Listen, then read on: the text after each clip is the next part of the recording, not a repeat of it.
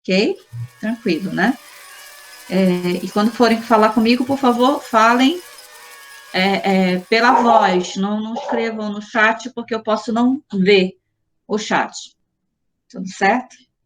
Então, a proposta de hoje é da gente conversar sobre os hipoglicemiantes orais, né? Esses medicamentos que são usados basicamente para o controle das glicemias. Essa é uma grande parte da farmacologia endócrina, que ela é muito extensa, e como a gente acaba restringindo muito o nosso tempo, né, por conta da carga horária da disciplina, a gente não consegue dar toda a farmacologia endócrina. Então, a gente fecha nos hipoglicemiantes orais por serem uma classe farmacológica muito utilizada, né, em várias partes no Brasil e no mundo, né, já que o distúrbio, né, da glicemia são muito, muito frequentes. Eu sou a professora Cintia Yamiri, do Departamento de Ciências Fisiológicas, né, da nossa Universidade Federal do Amazonas. Só um instantinho, estou dando uma travada porque eu ouvi que está chegando gente na sala. A primeira coisa que a gente faz, né, como pergunta nos distúrbios endócrinos ou nessa farmacologia endócrina, é sobre o principal elemento desse sistema, que são os hormônios. E o que esses hormônios fazem? A gente não tem bola de cristal para adivinhar isso de qualquer jeito, mas nós já sabemos por vários estudos e várias comprovações que esses hormônios, eles apresentam uma infinidade de ações extremamente importantes, que nós conhecemos já desde o básico lá da fisiologia que vocês tiveram, desde alguns conceitos anatômicos, patológicos, né? Que esses hormônios são, por definição, substâncias químicas que são secretadas pelo próprio organismo, as nossas células são capazes de secretar, quer dizer, produzir e liberar essas substâncias que são especialistas em regular determinadas funções metabólicas de outras células do organismo, né? Tem uma composição química derivada de aminoácidos ou de colesterol e são produzidos pelos que nós chamamos de glândulas endócrinas, na grande maioria, ou em tecido chamado de neurosecretor, tecidos próprios que são capazes de fazer essa secreção pela via neuronal. A atuação desses hormônios depende do seu alvo, e a gente chama aqui de célula-alvo, e, consequentemente, cada hormônio tem um receptor específico na sua célula, por isso que esse equilíbrio hormonal depende muito dessa quantidade, dessa exposição a esses receptores. São transportados no sangue, ou na sua forma livre, ou na forma ligada às proteínas plasmáticas transportadoras. Isso garante um equilíbrio nessa distribuição no organismo. E são degradados por órgãos específicos também, como é o caso do fígado, dos rins, que fazem a degradação dessas substâncias. Ora, alguns exemplos interessantes que nós podemos ver, né, para a nossa aula, o controle da glicemia. Os carboidratos, né, de forma geral, de forma específica aqui, a glicose, eles são uma importante fonte de combustível para o nosso organismo continuar vivo, né? Nós aprendemos isso lá no basicão. Acho que no jardim da infância vocês já ouviram falar de glicose. Ela é importante fonte de energia para todas as células, para os tecidos, para o cérebro, que é o principal alimento, né? E necessitam desse suprimento contínuo do açúcar. A manutenção das concentrações séricas dessa glicose dentro de uma faixa que a gente considera fisiologicamente normal, que é crítica para manter o uso normal do combustível energético, ela é primariamente efetuada por dois hormônios pancreáticos, que a gente vai chamar da insulina, aqui nessa parte de cima, no vermelhinho, e o glucagon. A ocorrência de alterações na regulação, tanto do glucagon quanto da insulina, pode resultar em hipoglicemia ou hipoglicemia, respectivamente. A glicose, ela penetra lentamente a maioria dos nossos tecidos. A não ser que a insulina esteja presente para facilitar essa captação, a, a, a gente vai ter um equilíbrio, né, nessa liberação mais lenta.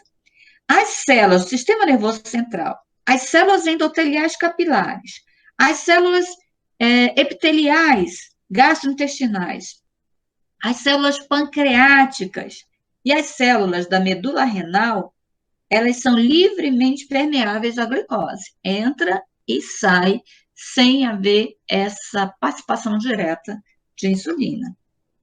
Já a porção endócrina do nosso pâncreas, que é constituída pelas denominações das ilhotas de Langerhans, aprendemos isso também lá na anatomia, lembram disso? Elas consistem em grupos de células semelhantes a cordões que vão se distribuir ao longo dos canais capilares pancreáticos, né?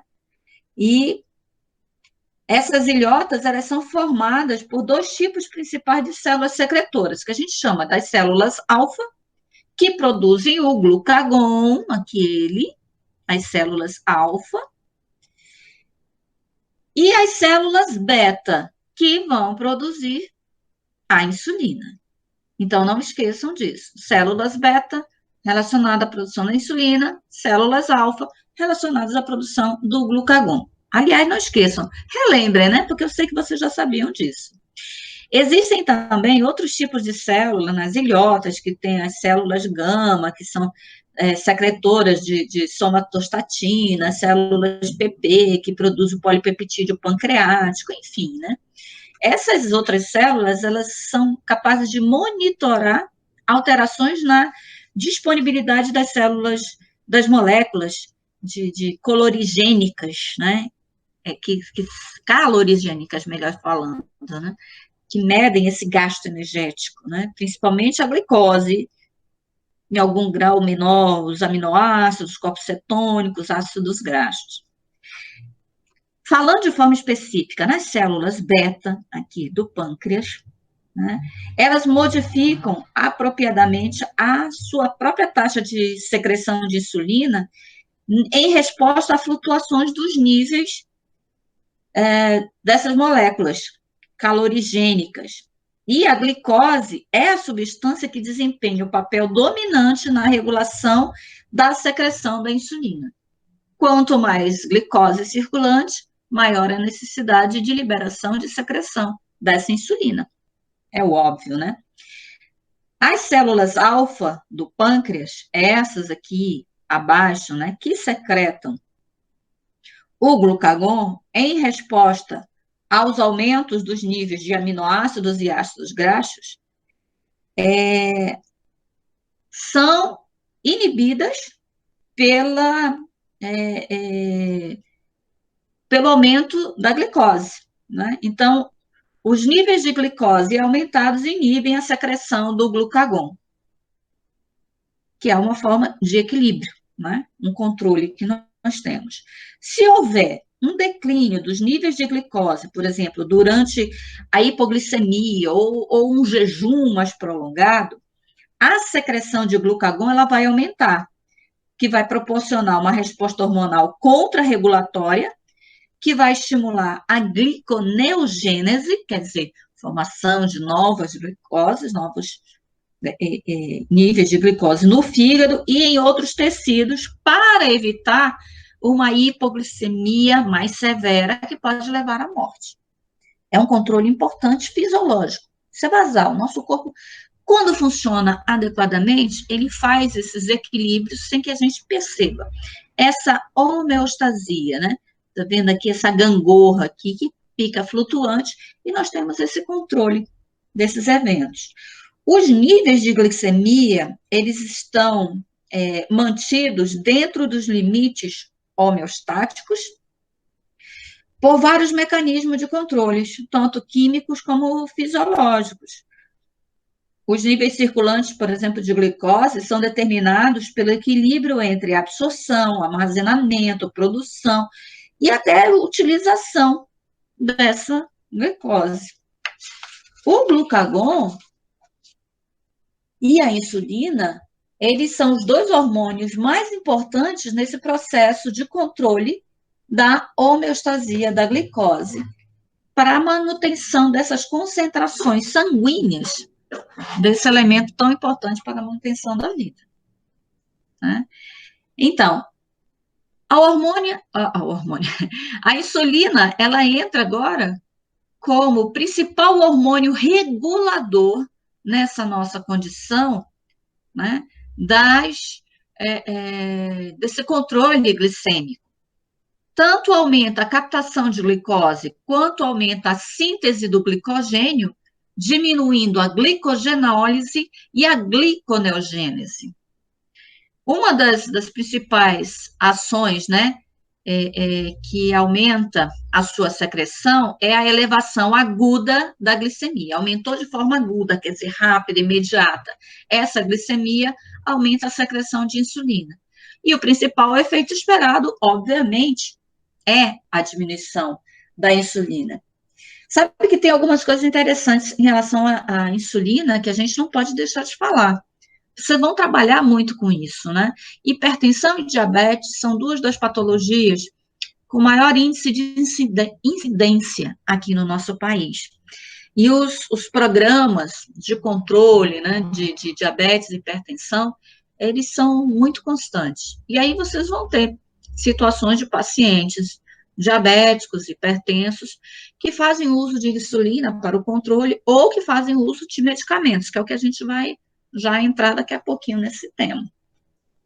Mas a questão da insulina, ela tem uma história, assim, que também não é tão antiga como os próprios antibióticos que a gente conversou ontem, né?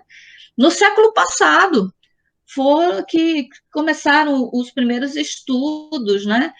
Com cães, inclusive, que eram submetidos à retirada total do pâncreas e observados os sintomas e os sinais característicos do diabetes mellito, que já se via em humanos. Né? Foi quando começaram a observar que o pâncreas tinha esse papel regulador incrível, fundamental, e quem dentro do pâncreas estava sendo responsável por essa regulação. Né? A experimentação animal, nesses casos, ela foi fundamental para se reconhecer, quando não se tinha mecanismos diferentes, ou não se conheciam esses hormônios regulatórios, né? A descoberta dessas substâncias é uma coisa muito recente, coisa de 100 anos, 150 anos, né? Imagina o tempo que a humanidade tem de vida para a gente ter descoberto somente mais recentemente essas substâncias. E a insulina, ela é uma proteína constituída de 51 aminoácidos, para vocês terem uma ideia, dispostos em duas cadeias de polipeptídeos, né? Que uma é alfa e outra é beta, conectadas com pontes de sulfeto, são necessárias para manter a estrutura terciária e a atividade biológica da estruturação da insulina. E essa molécula da insulina, ela é inicialmente traduzida nas células beta do pâncreas na forma de um polipeptídeo de cadeia simples, que é denominado lá, nessa primeira fase, como pré-proinsulina, que é processada a proinsulina por endopeptídeos específicos e depois acondicionada ou armazenada, né, em grânulos de armazenação específicos antes da sua liberação. Essa proinsulina, ela apresenta uma atividade biológica muito baixa, muito insignificante, né? E ela só é efetiva mesmo depois que é convertida em insulina pela ação de uma protease específica lá no aparelho de Golgi, que essa ação enzimática vai resultar na formação da insulina e do peptídeo conector. Esse conector desse peptídeo C, ele facilita o dobramento correto daquelas cadeias alfa e beta que eu tinha mencionado anteriormente, da estrutura química da insulina, e vai manter esse alinhamento dessas pontes de disulfeto, fazendo com que ela tenha estabilidade. Tanto a insulina quanto esse peptídeo C, eles são armazenados nos mesmos grânulos das células beta lá dentro do pâncreas e são liberados durante a secreção da insulina. Não se tem, assim, estabelecido se esse peptídeo C desempenha alguma função após ele entrar na circulação plasmática. Não se sabe ao certo se ele tem essa efetividade ou altera algum encaminhamento da resposta da insulina, né? Mas o que nós sabemos é que ele é um indicador importante nos parâmetros bioquímicos de reconhecimento da produção de insulina endógena, né? O quanto que o organismo tem produzido. Então, é um indicador importante quando a gente faz esse tipo de pesquisa. Claro que a liberação da insulina, ela precisa de um estímulo específico, né? Esses estímulos envolvem tanto a flutuação do nível séricos de glicose, né? Ou alguns outros substratos que podem favorecer esses estímulos, mas basicamente começou a aumentar os níveis séricos de glicose, a insulina começa a ser secretada. Ela é continuamente secretada nos níveis basais baixos durante a fase do jejum. Porém, a elevação pós-prandial, e a gente já ouviu falar desses exames, né? Do exame pós-prandial, dos níveis séricos de glicose ou de aminoácidos, pode aumentar em várias vezes o nível sanguíneo de insulina. Alguns nutrientes ricos, né, em arginina, leucina e outros hormônios, como o glucagon, hormônio do crescimento, a secretina, enfim, né, também modulam essa liberação de insulina. O glucagon, ele é um exemplo clássico disso. O nosso sistema nervoso autônomo, gente, também participa desse processo de regulação na secreção de insulina. E as ilhotas de Langerhans, elas recebem uma inervação, tanto colinérgica quanto adrenérgica. Eu acho que vocês devem ter visto, ouvido falar lá nas aulas do sistema nervoso autônomo, parasimpático e simpático, sobre essa relação, inclusive alguns medicamentos que têm atuação na via simpática e parasimpática estão correlacionados também com essa questão da secreção de insulina, né? Lembram, acho que o propanolol é um bom exemplo disso, né?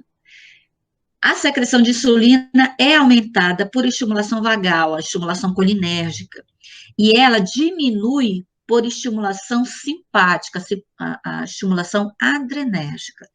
Só para a gente pegar o ganchinho lá da aula anterior, né, do sistema nervoso autônomo. Essa estimulação da liberação da insulina das células, que é induzida por glicose, ela tem uma estimulação bifásica. A rápida elevação inicial da insulina, que ocorre logo após a elevação da glicose, ela é denominada primeira fase de liberação de insulina. E muitas vezes acredita-se que essa fase reflita a liberação de insulina pré-sintetizada nos grânulos de armazenamento. E aí vamos ter uma elevação retardada, porém prolongada, da secreção de insulina, lá atrás. Essa segunda fase de secreção da insulina é devida a uma suprarregulação da expressão e produção de insulina. A primeira fase, ela se encontra frequentemente atenuada, no caso do diabetes. E aí nós temos as ações bioquímicas, farmacológicas, né, da insulina. Coloquei aqui como efeito principal a diminuição da glicemia. Mas, além disso, nós temos alguns outros efeitos bem complexos, ações bioquímicas complexas da insulina que a gente não pode deixar de mencionar, né? Tem várias etapas no metabolismo dos carboidratos, das proteínas, dos lipídios, a manutenção da homeostasia, da energia para o organismo, os efeitos sobre a estimulação da captação de glicose nos tecidos. Nós temos efeitos, por exemplo, de diminuição da glicogenólise hepática, quando ela inibe o glicogênio fosforilase. Ela pode promover o armazenamento da glicose hepática no glicogênio através da estimulação da glicogênio-sintase. Ela também pode inibir a gliconeogênese hepática, quer dizer, aquela conversão dos substratos não carboidratos, como os aminoácidos, em glicose também. Também pode inibir a lipólise, através da inibição da lipase sensível a esse hormônio, diminuindo também os níveis plasmáticos de ácidos graxos livres e glicerol. Isso até já uma indicação para a gente das características físicas de um paciente que é diabético, né, e que começa uma perda de peso bem determinante, né?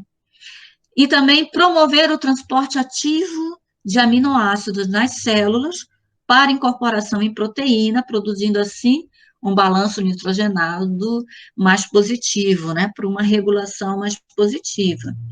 Essas ações biológicas, gente, elas são desencadeadas após a ligação reversível desse hormônio insulina ao receptor específico de insulina, de alta afinidade, que está presente na superfície da membrana celular. Esse receptor de insulina é um receptor de tirosina quinase heterotetamétrico, que ele é constituído de duas subunidades, alfa e duas subunidades beta. Essa insulina, ela se liga a esse receptor na subunidade alfa, bem na superfície extracelular da célula, né? E ativa a atividade da tirosina quinase na porção intracelular da subunidade beta, que vai resultar numa autofosforilação da subunidade beta do receptor de insulina e a fosforilação né, de radicais de tirosina nas proteínas citoplasmáticas. Essa fosforilação proporciona um sítio de ancoragem para outras proteínas intracelulares de sinalização. E aí nós temos um complexo de hormônio receptor bem estabilizado, né, que pode ser internalizado por uma endocitose, resultando numa degradação da insulina e reciclagem do receptor para a superfície da membrana, posteriormente a essa ligação. A insulina, ela é produzida endogenamente, mas em algumas situações específicas, o paciente precisa recebê-la exogicamente, né? Quer dizer, externamente. E aí nós temos as vias de administração dessa insulina, desse hormônio regulador, né? Principalmente pela via subcutânea, que é uma melhor via de absorção. E dependendo do tipo de insulina, né, administrada, a taxa de absorção também pode ser modulada, ou pode também alterar a polimeração das moléculas de insulina interna. Nós temos injeções intramusculares, por exemplo, de insulina, que são utilizadas com menos frequência, porque a absorção delas intramuscularmente é muito mais lenta, aliás, é muito mais rápida, né, que da subcutânea. E isso pode trazer um problema de uma queda muito brusca nos níveis de insulina. Então, a via subcutânea é uma das vias mais seguras nesse caso. Em situação de emergência, né, por exemplo, a cetoacidose diabética grave, que o paciente entra numa crise severa, né, a insulina ela pode ser administrada até por via intravenosa, que aí nós temos uma efetividade desse controle glicêmico bem rapidamente. Mas um paciente que precisa estar em ambiente hospitalar para esse controle e também essa queda brusca de glicemia. Esses fatores, né, do controle hormonal da glicemia a partir da secreção da insulina, estão correlacionadas aqui com esse nível de hiperglicemia de forma mais dinâmica, né? Como eu já tinha mencionado anteriormente. E essa secreção de insulina, ela depende dessa presença e dessa estimulação pela via dos hepatócitos, dos adipócitos, dos miócitos. Então, quanto maior for essa estimulação, nós temos essas vias ativadas e, consequentemente, as respostas bioquímicas e fisiológicas também reguladas por essas, né? Como eu já tinha mencionado, e está aqui esse resumo no quadro. Já nos hormônios que são chamados de contrarregulatórios, né, nós temos o glucagon, que aumenta a glicogenólise e a gliconeogênese, né, potencializando o aumento da glicemia, o aumento dos níveis de glicose circulantes, né, levando alguma resposta significativa dos níveis de glicemia, né, e são regulados principalmente pela hipoglicemia, que é o fator estimulatório da secreção desses hormônios conhecidos como contrarregulatórios. O principal deles é o glucagon, e a gente já conversou sobre isso, né?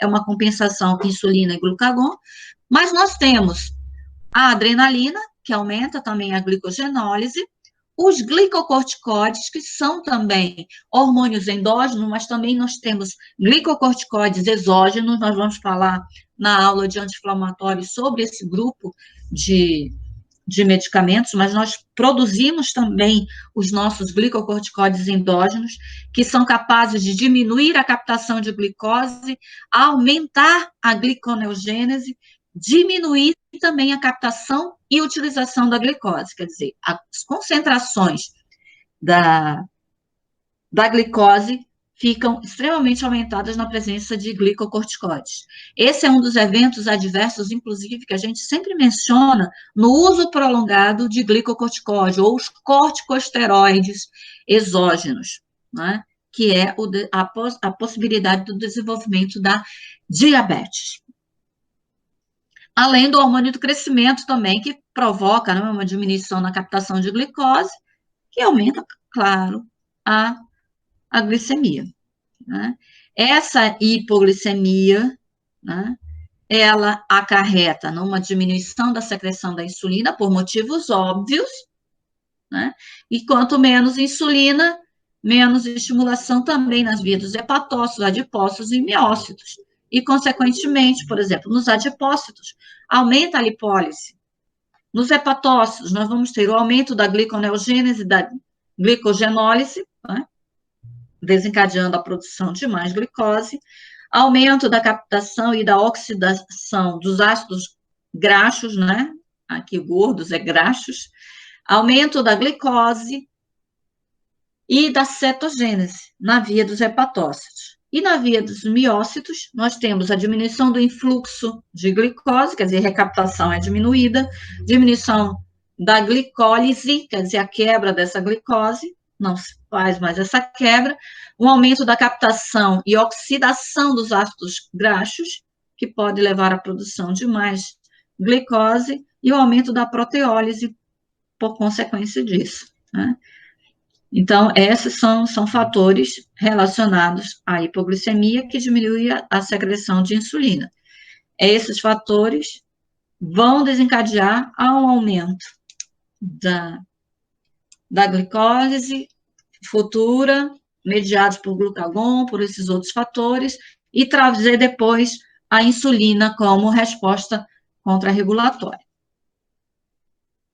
E aí nós vamos ter esses distúrbios nessa regulação, né, hormonal. E aí eu vou dar esse destaque, o diabetes.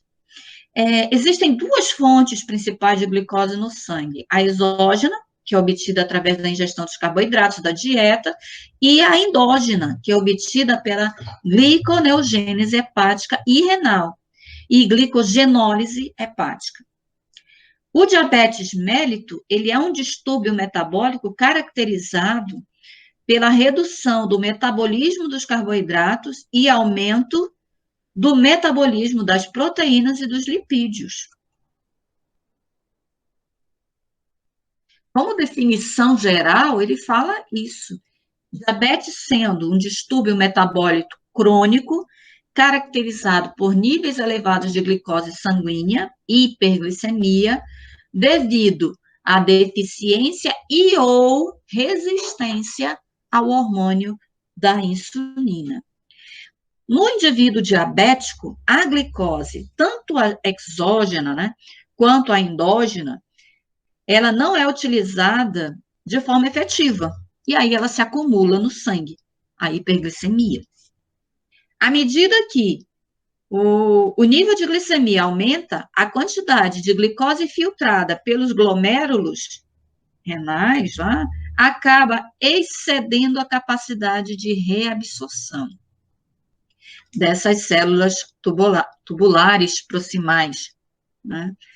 Consequentemente, nós vamos ter o aparecimento da glicose na urina, glicosúria. Uma das características interessantes, né, é o paciente que começa a apresentar a urina com um cheiro diferente daquele usual da urina, né? Ele já traz essa resposta. O outro é o surgimento de formigas, ou no vaso sanitário, ou se ele urina, né? Fora do ambiente, né? Adequado, também nessas áreas onde ele possa estar despejando a urina, né? O catabolismo dessas proteínas e da taxa de excreção do nitrogênio, eles estão aumentados quando o nível sanguíneo da insulina cai e atinge os baixos valores. A estimulação da gliconeogênese lá no fígado, ela vai converter os aminoácidos em glicose. Já o catabolismo dos lipídios e dos ácidos graxos também vai estar acelerado pela essa ausência da insulina ou uma resistência à ação dessa insulina, né, levando à formação do que a gente chama de corpos cetônicos, que é uma característica do odor, né, do hálito cetônico do paciente diabético, né, como um ácido acetoacético, né, é uma boa característica desse, ou também aquele cheiro mais acetonado, de acetona mesmo. É uma característica desses corpos cetônicos. Eles produzem esse odor característico, você percebe isso no paciente ou no indivíduo, né, com diabetes. As perdas renais de glicose, substâncias nitrogenadas, corpos cetônicos, eles promovem uma diurese osmótica, podendo resultar numa desidratação, anormalidade eletrolítica, distúrbio do equilíbrio ácido-básico, é um outro problema sério nesse paciente diabético, né? A cetoacidose diabética, por exemplo, ela é um resultado final da deficiência de insulina no paciente com diabetes do tipo 1 que não controla essa condição, né? Já no paciente do tipo 2, eles têm menos tendência a formar os corpos cetônicos ou a desenvolver a cetoacidose diabética, mas eles podem apresentar o coma hiperosmolar, que é uma condição que ela é, como eu posso dizer, caracterizada por uma hiperglicemia grave associada a também um quadro grave de desidratação. Tanto a cetoacidose diabética como o coma hiperosmolar, eles constituem emergências médicas gravíssimas que precisam de um acompanhamento imediato. Tem a necessidade urgente e eminente de uma administração de insulina direta e também de líquidos intravenosos para promover a reidratação desse paciente e o controle glicêmico imediato deste, né? Caso contrário, ele pode ter uma perda e danos teciduais mais graves. O diabetes, eu acho que muitos de vocês devem participar de PIBIC, de projetos de extensão, é muito comum na enfermagem se fazer muito isso, né? E essa é uma área que se trabalha bastante. Vocês já devem ter visto que essa diabetes, ela normalmente está associada a complicações, né? Que aumentam numa situação, por exemplo, de controle precário da glicemia. O diabetes mellitus pode causar complicações microvasculares, a rinopatia, nefropatia, neuropatia, né? Complicações macrovasculares também, doença cardiovascular, aterosclerótica, dislipidemia diabética, né? Quando os triglicerídeos ficam lá estourados, colesterol lá em cima, né? Alguns estudos clínicos demonstram que o risco de desenvolver complicação crônica do diabetes, ele diminui com a obtenção de um bom controle da glicemia. É fato, é o óbvio, isso já foi comprovado. Esse controle, ele pode ser efetuado por meio de uma combinação de dieta, de exercício, de terapia farmacológica racional acompanhada, para que se tenha uma otimização, né, desse controle do diabetes. Não é um paciente que pode simplesmente sair a lá vão ter, né? Ele precisa desses acompanhamentos diretos, né? Como eu já tinha mencionado, né? A diabetes, ela é essa do tipo 1, que tem uma deficiência completa da função das células betas, que não produz insulina circulante no plasma, e do tipo 2, que provavelmente tem uma deficiência lá nos receptores das células beta-pancreáticas. Então, eu tenho uma resistência tecidual a essa insulina produzida. Então, doença crônica caracterizada pela alta taxa de glicose no sangue, causando por deficiência ou resistência à insulina. Tipo 1, tipo 2, normalmente a tipo 1 é considerada insulino-dependente, diabetes juvenil, diabetes autoimune, e a do tipo 2, a não insulino-dependente, diabetes da maturidade. Hoje em dia, nós já temos casos de diabetes, pacientes diabéticos tipo 2, já juvenis, apresentando esse distúrbio, muito associado ao tipo de alimentação e hábitos familiares mesmo, né? Muito tempo sentado, muito tempo deitado, né? Nós não temos mais tantas brincadeiras, né, de rua, não se brinca mais na rua como antigamente, né? Por conta da violência, por conta dos sérios fatores, né? Vida mais em apartamentos, né? Isso tem limitado muito a falta de exercício físico nas nossas crianças e uma alimentação desregulada, cheia de lipídios e carboidratos. E aí, os principais sinais e sintomas que vocês também já devem ter visto, né? Vontade de urinar diversas vezes, né? A poliúria, a glicosúria, que é já o açúcar já presente, que a gente já conversou sobre isso agora há pouco, né? Falando essas necessidades de compensação do organismo e acaba produzindo esses efeitos. Uma fome frequente, uma sede frequente por conta desse quadro de desidratação, perda de peso, que vai sendo bem evidenciada mesmo, principalmente nos pacientes diabéticos do tipo 1, né? A fraqueza muscular, fadiga, casos de impotência sexual, hipertensão associada, cetoacidose diabética, que eu já mencionei também, estado de nervosismo, mudança do estado de humor do paciente, muito comum com essas alterações. Náuseas, vômitos, visão embaçada, inclusive a evolução do quadro diabético pode levar ao glaucoma e até à perda da visão nesses pacientes que não se cuidam, né, adequadamente. Insuficiência renal, obesidade, principalmente nos casos de diabetes tipo 2, processo de cicatrização demorada, porque o paciente com diabetes, ele tem dificuldade do fator de agregação plaquetário, o PAF, lá na formação dos trombos, então ele não tem mais essa condição, então demora a cicatrizar, sofre quadros hemorrágicos, né, mais frequentes. Normalmente, esse diagnóstico laboratorial, né, ele depende de alguns exames muito simples, né? O exame de urina, a glicemia do jejum, a pós-prandial, o teste de tolerância da glicose, a hemoglobina glicada, a frutosamina e o hálito cetônico são diagnósticos laboratoriais importantes. Uma coisa que sempre se verifica nesse caso do diagnóstico é que uma única vez não se pode usar como um único exame ou uma primeira vez de exames, não se pode fechar um diagnóstico para o diabetes. Você precisa ter pelo menos algum intervalo de tempo e exames complementares nesses intervalos de tempo, por exemplo, a glicemia no jejum é um clássico, né, para se fazer uma confirmação desse diagnóstico, né.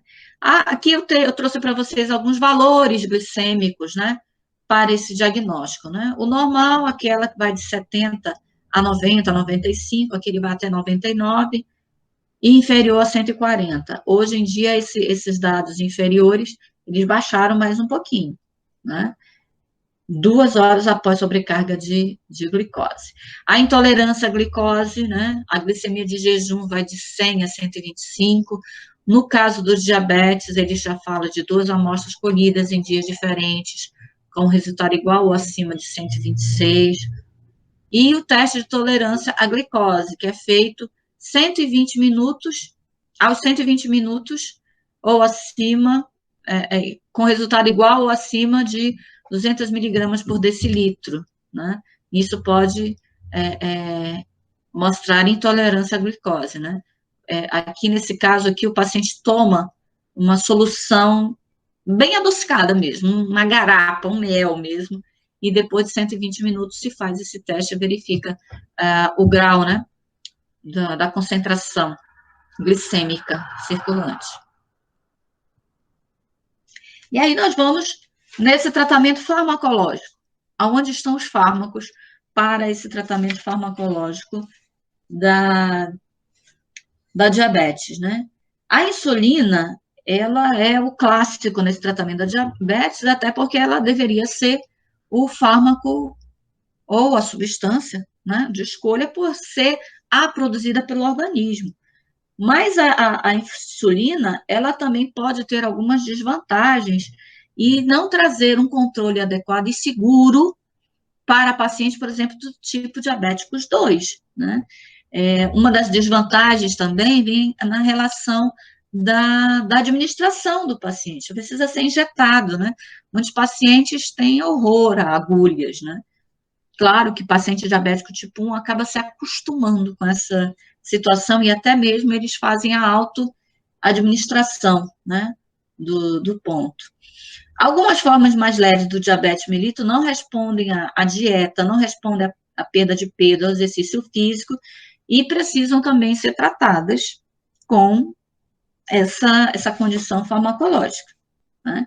Então, nós vamos ver aqui os grupos de medicamentos usados para o tratamento do diabetes mellitus, né? O primeiro grupo é insulina, já conhecemos, não é o nosso foco agora, mas já falamos bastante dela. Os hipoglicemiantes orais, nós temos 4 classes de medicamentos importantes para esse estudo, né? As biguanidas, que aí é a classe da metformina como principal representante, as sulfonilureias, a tolbutamina, a clibenclamida, a glizipida, as glitazonas, como a ciglitazona, a troglitazona, e os inibidores da alfa-glicosidase, que é a arcabose. São esses 4 grupos de medicamentos hipoglicemiantes usados de forma oral que tem sido, né, um grande reforço no controle e no tratamento do diabetes mellitus. Diabetes, até hoje, não é uma doença que a gente conseguiu curar, mas a gente consegue equilibrar o paciente nessa situação e ele ter qualidade de vida, poder fazer diversas coisas que, sem o controle dessa glicemia, ele não poderia. De forma geral, as biguanidas, elas são responsáveis aqui, ó, por aumentar a captação da glicose no músculo estriado inibindo a saída da glicose hepática e promovendo a absorção intestinal da glicose. As sulfonilureias, elas estimulam a secreção de insulina. Hipoglicemia, que é estimulada pelo apetite, estimula, né, o apetite, são eficazes somente se as células beta estiverem funcionais, né, por conta dessa estimulação da insulina. São muito bem toleradas, né, clebenclamida, por exemplo, é muito usada, chegou a ser um dos primeiros medicamentos a serem prescritos pelos endocrinologistas. Do grupo das glitazonas, elas são capazes de aumentar essa sensibilidade à insulina liberada pelo organismo e reduzir a glicemia. No caso dos inibidores da alfa-glicosidase, eles são responsáveis pela redução da absorção dos carboidratos, né? Atuam no mecanismo mais secundário. Vamos ver um pouquinho essas crianças aqui em relação aos usos clínicos e aos seus efeitos adversos, né? É um quadro geral. A insulina, via de administração parenteral, subcutânea, intravenosa e intramuscular, como já vimos. O uso clínico da insulina é muito específico para o diabetes tipo 1, e o principal efeito adverso que ela pode produzir é a hipoglicemia, por conta de uma queda brusca da glicose, no momento, inclusive, da administração. As biguanidas e os outros hipoglicemiantes aqui desse grupo são todos orais, por isso que são os hipoglicemiantes orais, são também usados para os quadros de diabetes do tipo 2, mas no caso das biguanidas, também usado em diabético tipo 2 obeso, que dá uma resposta importante. Com exceção daqueles com distúrbios renais, hepáticos e cardíacos, as biguanidas têm apresentado umas respostas muito positivas. E aí elas vão diferindo, se vocês perceberem aqui, entre os hipoglicemiantes orais, nesses efeitos adversos também, né? Anorexia, perda de peso, diarreia, náuseas e acidose lática é comum nas biguanidas. Hepatotoxicidade, ganho de peso e formação de edema nas glitazonas. Hipoglicemia, ganho de peso nas sulfonilureias. E flatulências e diarreias nos inibidores da alfa-glicosidase. Claro que esses efeitos adversos, eles podem ser controlados com as concentrações oferecidas ao paciente. Por isso que o acompanhamento é essencial, né? E aí vamos falar um pouquinho. As sulfonilureias, elas são os fármacos mais usados, mais prescritos no tratamento do diabetes mellitus do tipo 2, e as primeiras, elas foram produzidas há quase 50 anos, e eram 50, acho que uns 70 anos, né? E eram derivadas das sulfonamidas antibacterianas, lembram? Desdobrou e vieram as sulfonilureias. Tem uma estrutura estrutural, né? Uma semelhança estrutural, melhor dizendo, com as sulfonamidas antibacterianas, mas não apresentam nenhuma atividade antibacteriana. O efeito dela realmente vem em cima da estimulação direta da liberação da insulina no pâncreas, sem estimular a síntese da insulina, mas liberar aquela já produzida, né? Lá nas células beta, por isso que é tão importante a presença das células beta, né? Essas células betas viáveis no pâncreas, as sulfonilureias, elas potencializam essa liberação dessa insulina já produzida, né, endógena, reduzindo os níveis da glicemia. Doses altas de sulfonilureias também diminui a produção hepática de glicose. E as sulfonilureias de segunda geração, hoje, elas podem exercer efeito extrapancreáticos que podem aumentar a sensibilidade à insulina, né? Mas algum estudo clínico significativo ainda fica meio que exigente, né, para a gente hoje. Então, esse mecanismo de ação vem em cima dessa ligação ao receptor para as sulfonilureias de alta afinidade, associadas a um canal de potássio sensível a ATP. Bloqueio desse canal, inibição do efluxo de potássio, com uma consequente despolarização da membrana, a gente conhece esse potencial de membrana. A abertura do canal de cálcio sensível a essa voltagem, por conta da despolarização, que aumenta o cálcio intracelular, entra cálcio na célula, né? E que faz uma excitabilidade lá naqueles grânulos de reservatório de insulina, liberando por exocitose essa insulina. Elas são muito eficazes no tratamento do diabetes do tipo 1 também, e do diabetes mellitus grave do tipo 2, visto que o número de células beta viáveis, ele é pequeno nessas formas de diabetes. Uma frequência de uso também, que os diabéticos com obesidade grave respondem, de um modo mais restrito, né, às sulfonilureias. Possivelmente, aí é uma dúvida que se traz, né, possa ser que, pelo fato da obesidade ser frequentemente acompanhada, há uma situação de resistência à insulina. E aí eles não respondem adequadamente às sulfonilureias. Aqui o mecanismo de ação, né, mostrando a ligação com o receptor, né, a glicose entrando e a estimulação, né, por via da ATP, que bloqueia o canal de potássio.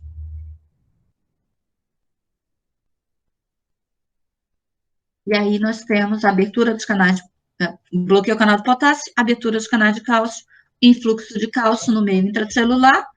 Esse cálcio intracelular gera um potencial interno, né, que faz com que haja uma exocitose na liberação dessa insulina. As sulfonilureias, aqui, ó, bloqueiam diretamente esses canais de potássio, né? É um efeito bem confortável, né? Elas são de primeira geração, como a tolbutamina, tem um início de resposta 30 minutos logo, tem uma meia-vida plasmática aí de até 12 horas, é menos potente, de uma ação relativamente curta, metabolizada em produtos inativos e é excretada pelos rins. A tolosamida tem um início mais demorado e uma duração de 24 horas. Esses produtos metabólicos da tolosamida, eles são hipoglicemiantes também, só que são mais fracos do que a própria tolosamida, mas eles potencializam esse efeito hipoglicemiante por mais tempo. Também são excretados renalmente. A clorpropamida tem uma absorção mais rápida, duração de 24 até 60 horas, bem mais longo, né? É metabolizada no fígado e esses produtos metabolizados conservam também essa atividade hipoglicemiante, por isso que se prolonga por muito mais tempo essa ação hipoglicemiante desses agentes. Os de segunda geração, a cliburida, né, que é a nossa conhecida clibenclamida, tem uma duração de 24 horas, é metabolizada a produtos hipoglicemiantes de baixa atividade e é contraindicada em pacientes com comprometimento hepático e insuficiência renal. Tem um efeito colateral intenso, que é a hipoglicemia. Então, ela deve ser usada com muito cuidado, com pacientes que têm um distúrbio glicêmico não tão alto. Elas são rapidamente absorvidas pelo trato gastrointestinal, depois de administradas pela via oral, e sofrem graus e taxas de variação no metabolismo hepático, né? Tanto as de primeira como de segunda geração, né? E todas apresentam uma atividade hipoglicemiante intrínseca, ou dos seus princípios ativos, e também dos seus metabólitos secundários, né? Tem meia-vida biológica, né, variada, e a gente precisa ter esses cuidados de conhecer. Uma outra sulfonilureia de segunda geração é a clipizida, tem uma meia-vida muito curta, de 2 a 4 horas, mas é tão rápida a absorção que ela pode ser usada em situações emergenciais, como o caso de uma hiperglicemia grave acentuada, né? Então, ela pode ser utilizada nessa condição. Claro que ela é menos propensa para provocar uma hipoglicemia grave, por isso traz essa segurança. Mas para um tratamento prolongado ao longo do dia, ela não tem essa indicação tão segura, porque o paciente vai precisar fazer usos por mais tempo. A climepirida, ela tem esses efeitos, né, com a menor dose dentre todas as sulfonilureias, tem uma longa duração, com uma meia-vida plasmática de 5 horas, totalmente metabolizada a produtos inativos, trazendo uma ação de efeitos muito seguros, né? Em geral, as sulfonilureias, elas se mostram eficazes para os pacientes de diabetes tipo 2, tanto leve quanto moderado. A probabilidade de fazer um controle bem sucedido da glicemia com sulfonilureia é mais precária em paciente diabético que necessitam de mais de 40 unidades de insulina ao dia. Então, esses pacientes já estão fora, né? E quando se inicia o tratamento com um desses medicamentos, normalmente se inicia com uma dose mais baixa, até uma intermediária, que vai gradualmente sendo aumentada até você atingir a normoglicemia. É um acompanhamento que precisa estar muito, muito próximo, muito seguro com o paciente precisa estar ciente disso, tá? Então, qualquer efeito adverso, ele já precisa comunicar, qualquer sensação ou de hipoglicemia ou de hiperglicemia já precisa ser notificado. Quando se alcança a dose recomendada máxima de uma sulfonilureia, o aumento adicional da dose não melhora de forma alguma o controle glicêmico. Então, atingiu com aquela concentração, fica nela até um surgimento de algum outro fator que possa trazer, né? Alguma complicação para esse paciente. Nós temos aqui um quadro geral também trazendo, né? As de primeira geração, o início de ação, duração da ação e atividades dos metabólitos, fazendo uma comparação, a clopropramida, a tolazamida e a tolbutamina, né? A clor e a tolbo têm o início de ação mais rápido, a duração de ação da clor é superior a todos os outros, e tolbutamina não apresenta metabólitos hipoglicemiantes, acabando trazendo uma segurança a longo prazo, né? Menos potente, tolbutamina, mas que pode ser um controle interessante em situações específicas, né, com estágios glicêmicos mais baixos. Clorpropamida e tolozamida, não deve ser usado em pacientes idosos ou com insuficiência renal e hepática significativa, por motivos óbvios. Os de segunda geração, clibenclamida, climepirida e clipizida, todas elas têm ação rápida, com uma duração de ação em torno de 24 horas, sendo que a clibenclamida é a única que apresenta metabólitos hipoglicemiantes, potencializando essas ações do controle da glicemia. Tudo bem, gente? Vocês estão aí? Sim, prof. Sim, prof. Ok. Qualquer coisa, me parem aí, né? Vou trazer alguns para a gente dar só uma chamada neles, que é interessante, né? As meglitinidas, apesar de não terem nenhuma relação estrutural com as sulfonamidas, esses agentes hipoglicemiantes dessa classe, eles se ligam também aos canais de potássio, que as sulfonilureias também se ligam. Porém, a gente não sabe ainda ao certo se eles se ligam na mesma subunidade que as sulfonamidas. Como classe farmacológica, né, as meglitinidas, elas são incapazes de estimular a secreção de insulina nas células beta como privação de nutrientes. Entretanto, a gente já sabe que na presença de glicose, esses grupos farmacológicos, eles exercem efeitos hipoglicemiantes quando aumentam a liberação da insulina.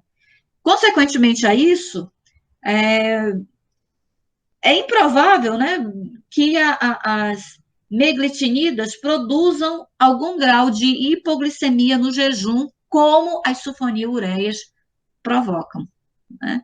É uma nova classe de medicamentos de hipoglicemiantes orais. Foi comercializada, né? Nós temos como exemplo aqui a repaglinida, né? Vou ter até alguns nomes comerciais, e a netiglinida também, como exemplos desse grupo. A repaglinida, ela é uma classe dessas meglitinidas, né, que foi aprovada como monoterapia ou até como medicamento usado em associação à metformina. A repaglinida, ela é tomada antes de cada refeição, 3 vezes ao dia, e é rapidamente absorvida, é metabolizada pelo fígado, tem uma meia-vida plasmática em torno de 1 hora, né? E os níveis de insulina, eles aumentam transitoriamente no período pós-prandial, após a administração da repaglinida. Entretanto, normalmente eles retornam para os níveis basais por ocasião da refeição seguinte, embora a gente não pareça assim, oferecer qualquer vantagem sobre as sulfonilureias, essa medicação, repaglinida, ela pode ser útil em paciente com alergia às sulfonamidas. Essa é uma grande alternativa. Já a napeglinida, ela é um fármaco dessa classe que é derivado da fenilalanina, que também atua através da ligação no sítio específico, também lá nos canais de potássio, né? Que são sensíveis ao ATP. A nateglinida, ela se liga com maior afinidade, né, do que a repaglinida, e apresenta um início de ação bem mais rápido e com menor duração que a repaglinida. Ela foi aprovada também como uso individual, como monoterapia, ou em associação com a metformina, né? Também pode ser tomada 3 vezes ao dia, antes das principais refeições, e os níveis plasmáticos dela, ela atinge também dentro de 1 hora. Elas são muito parecidas, né? O principal efeito colateral da netiglinida, ela consiste em uma hipoglicemia, apesar dos seus efeitos sobre os níveis de insulina no jejum não serem significantes, significativamente reduzidos, né? Não promove essa queda tão grande, né? Mas são drogas interessantes para se conseguir. Então, de forma geral, mecanismo de ação vem em cima da modulação da liberação de insulina pelas células B, ao regular o efluxo de potássio através do bloqueio dos canais de potássio. Entretanto, o sítio de ligação, diferente das sulfonilureias, como eu já mencionei. Resumo lá. Início rápido de ação, porém curta duração, efeitos máximos em até 1 hora. A vantagem é que não tem enxofre na estrutura, indicado aos pacientes alérgicos às sulfonilureias. Ok? Posso até fazer perguntas sobre isso, né?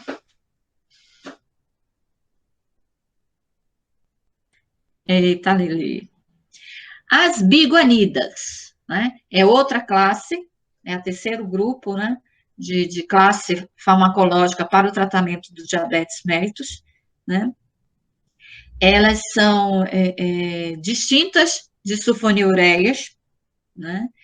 E elas apresentam representantes como a metformina, a mais conhecida, a fenformina, não é mais utilizada hoje porque ela levava muito a acidose lática, né? E tem como mecanismo de ação mais clássico um efeito direto, não direto, né, sobre as células beta, mas uma elevação na redução da glicemia através de inibição da gliconeogênese, melhora da sensibilidade periférica à insulina, redução da absorção dos carboidratos no intestino delgado e redução do apetite e aumento da saciedade, que vai, claro, contribuir com essa redução ponderal. A fenformina, por exemplo, ela foi utilizada por um tempo muito curto nos Estados Unidos, há mais de 60 anos, e foi retirada do mercado porque essa produção de acidose lática foi muito grave em alguns pacientes. Então, a metformina é a nossa garota propaganda desse grupo das biguanidas, né? Ela atua mais em pacientes com hiperglicemia significativa, aquelas altas incontroláveis, né? E, com frequência, ela é considerada como a terapia de primeira linha no tratamento desses pacientes obesos, tanto do diabetes tipo leve ou moderado, que apresentam resistência à insulina, né? Ela também tem sido utilizada no tratamento do insurtismo em algumas mulheres com síndrome do ovário policístico, e tem sido bem interessante o tipo de resposta apresentado, podendo, inclusive, aumentar a fertilidade nesse grupo de mulheres. Uma das propostas que pode estar acontecendo talvez esteja relacionada na redução dos níveis do androgênio e no aumento da sensibilidade à insulina nessas mulheres. 20% das pessoas que usam metformina, elas têm alguma complicação gastrointestinal, né? Náusea, vômito, anorexia, uma sensação de gosto metálico, desconforto abdominal e até diarreia já apareceram muito nesses pacientes, né? Aí pode ser minimizado, né? Quando inicia o tratamento com as doses baixas e vai gradativamente alcançando as doses até o limiar do controle, né?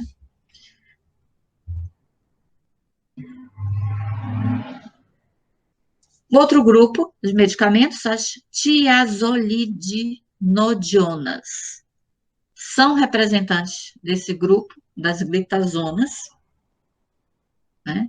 A troglitazona, que não é mais utilizada porque apresentou um índice de hepatotoxicidade severa, né? A rosiglitazona, a pioglitazona, e apresentam como mecanismo de ação essa ligação aos receptores PPAR gama, peroxome, fatores de ativação dos receptores de peroxomes, né? Os proliferadores, que estão localizados no núcleo das células sensíveis à insulina. E esses receptores são responsáveis pela regulação da expressão de genes que afetam o metabolismo glicídico e lipídico. Como consequência, nós vamos ter o aumento da utilização de glicose muscular e nos adipócitos. E são chamados, esse grupo de medicamentos, de euglicemiantes, porque eles vão fazer essa restauração dos níveis plasmáticos de glicose sem causar hipoglicemia, né? São também denominados as glitazonas mesmo, né? Acho que muitas literaturas vocês vão encontrar eles dentro desses grupos, né? Eles atuam, então, para diminuir a resistência à insulina e aumentar a ação do hormônio nos tecidos alfos, né? Os pacientes que podem ter mais benefícios usando esse grupo de fármacos são aqueles que apresentam diabetes do tipo 2 com quantidade significativa de resistência à insulina. O paciente que não responde às outras terapias orais ou que necessitam de quantidades muito altas de insulina podem ser muito beneficiados com esse grupo de medicamento. E aí o grupo dos inibidores da alfa-glicosidase. Esses medicamentos, eles atuam primariamente na diminuição da hiperglicemia pós-prandial, após a redução da taxa de absorção dos carboidratos pelo trato gastrointestinal. Eles são capazes, gente, de ativar, de atuar, né, inibindo de forma competitiva as enzimas alfa-glicosidases, que é um grupo de enzimas presentes na borda da escova das células epiteliais intestinais, que são responsáveis pela absorção de nutrientes, inclusive a glicoamilase, sacarase, maltase, destranase, são enzimas desse grupo que estão ali presentes e são inibidos por esse grupo de medicamentos, né? O prolongamento no tempo da absorção intestinal desses carboidratos, claro que vai resultar na redução da resposta da insulina, que vai manter a hiperglicemia pós-prandial sob controle. Para que esses medicamentos sejam eficazes, eles devem ser tomados antes ou durante as refeições. Claro, porque a resposta dele vem em cima da atuação dessas enzimas. Se elas não estiverem ativadas, de que adianta utilizar a medicação, né? Teoricamente, os inibidores da alfa-glucosidase, eles são mais benéficos para os pacientes com diabetes leve a moderada, que tem uma dieta consistente com mais de 50% de carboidratos. Os inibidores da alfa-glucosidase não são aprovados para o paciente do tipo 1, viu? É um grande detalhe que precisa ser levado em consideração. Então, mecanismo de ação para a gente fechar. Inibição por competição, a ação das alfa-glicosidases, que estão localizadas na superfície, né, das células do intestino delgado e responsáveis com a consequência da inibição dessas enzimas, levando a um retardo na digestão e absorção dos carboidratos pelo intestino, levando, então, a uma postergação da passagem da glicose para o sangue. Vai diminuir de qualquer forma, né? Deixa eu voltar. Antes de chegar aí, né? Deixa eu me lembrar aqui. A arcabose, que é esse medicamento, né? Representativa desse grupo de inibidores da alfa-glicosidase, ela é um derivado de oligosacarídeo, com maior afinidade para essas enzimas da alfa-glucosidase. A absorção dela é sistêmica, é muito mais baixa que a maioria, né? Então ela tem uma atuação direta na luz intestinal. Metade da arcabose administrada por via oral, ela é excretada inalterada nas fezes, enquanto que o restante vai sofrer absorção, metabolização e excreção renal. Em casos mais raros, a arcabose pode também ser associada a uma hepatotoxicidade, mas confesso que eu ainda não vi casos de hepatotoxicidade na atualidade relacionado à arcabose, até porque o uso dela acaba sendo bem distinto mesmo e bem seguro, né, desse ponto.